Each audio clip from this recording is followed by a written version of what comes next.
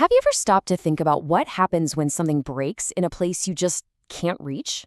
I mean, a place with no mechanics, no spare parts, and absolutely no second chances? Well, today, we're heading into orbit to look at that exact problem and how a really brilliant bit of math is helping us see into the future. So let's just ask the big question right up front. Imagine a critical part on a multi-million-dollar satellite starts to fail. It's whipping through the vacuum of space at thousands of miles per hour. What do? I mean, you can't exactly send out a tow truck. The entire mission, all that data, the massive investment, it's all hanging by a thread. So what's the solution when fixing it just isn't an option? The answer is, well, you don't fix it. You can't. The real game changer is to completely flip your thinking from reactive repair to proactive prediction.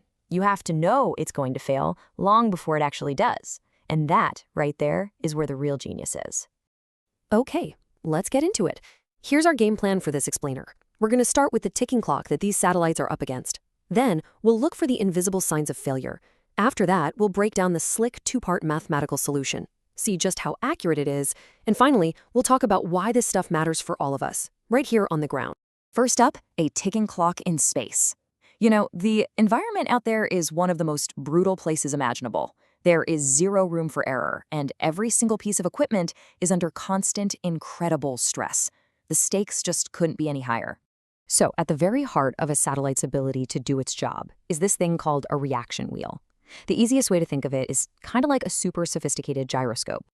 By spinning this wheel faster or slower, the satellite can pivot and point its cameras or antennas with incredible precision, all without using up its precious rocket fuel. Is absolutely essential. And here's the kicker. These wheels are designed to work perfectly for more than 15 years. Just think about that, a decade and a half of non-stop spinning in a total vacuum. But like any machine with moving parts, from your car engine to a simple fan, things wear down. It is inevitable. So it's never a question of if it will fail, but when. Which brings us right to our next problem, the invisible wear and tear. How on earth do you check on the health of a component you can't see or touch? Well, you have to become a data detective, searching for tiny clues in all the noise that the satellite sends back home. The key clue they're looking for is something called the health index, or HET for short. To put it simply, it's a measure of how efficiently the wheel's motor is running. You can think of it like the wheel's pulse or its blood pressure. As long as that pulse is strong, everything's great. But the moment it starts to fade, that's a huge warning sign that failure is coming. But, of course, there's a huge catch. This crucial, vital sign, this health index CAIT, is basically invisible. The satellite doesn't have a simple sensor that just spits out the CAIT value. Nope, it's hidden, buried inside other data points like the wheel's speed and how much electricity the motor is drawing. So, how do you track an invisible, vital sign? This brings us to the really cool part of the research, a two-part solution. I love this.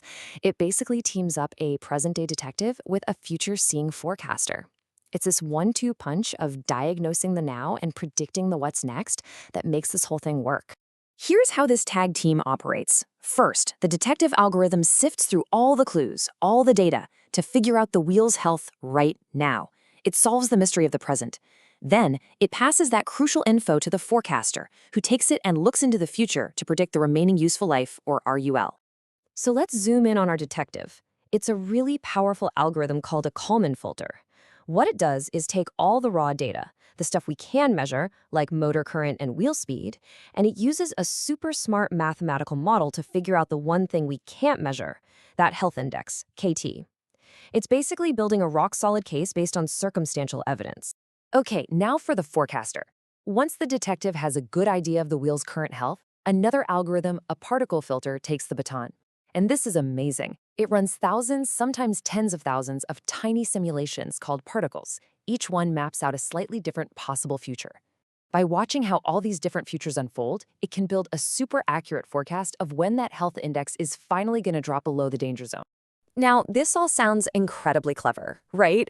But the real million-dollar question is, does it actually work?